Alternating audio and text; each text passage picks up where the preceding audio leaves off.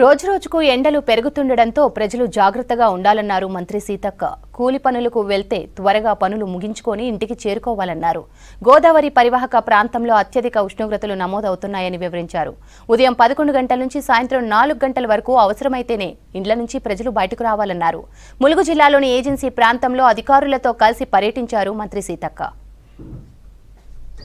విజ్ఞప్తి చేస్తా ఉన్నాను.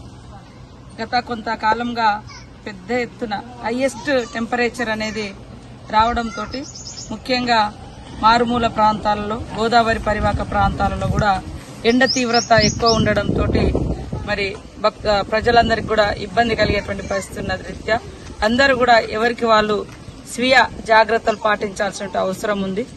మన ఆదిలాబాద్ నుంచి మొదలుకుంటే కరీంనగర్, వరంగల్, ఖమ్మము, అదేవిధంగా ఇంకా కొంత మైదాన ప్రాంతాలలో కూడా పెద్ద ఎత్తున ఎండ కనపడుతున్న రీత్యా మరి అందరూ కూడా జాగ్రత్తలు తీసుకొని బయటికి రావాల్సిన అవసరం ఉంది.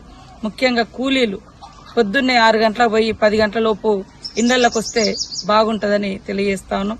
పొద్దున్ననక ఎండలో ఉంటే ఆ ఎండ దెబ్బ తలిగి మరి మోషన్స్ గాని, తర్వాత డిహైడ్రేషన్ గాని, ఇతరతర జబ్బులకు లోనేటువంటి పరిస్థితి కూడా ఉంటది. కాబట్టి ప్రజలందరూ కూడా తగు జాగ్రత్తలు తీసుకొని ఎండ నుంచి తమను తాము కాపాడుకుంటూ వడదెబ్బకు ఎండ దెబ్బకు గురికాకుండా చల్లదనం గాని, అదేవిధంగా నిమ్మకాయ నీళ్లు గాని, ఇతరత్ర మజ్జిగ గాని, తలకు గుడ్డను కూడా కట్టుకొని బయటకు వస్తేనే కొంత ఎండ నుంచి రక్షణ ఉంటది.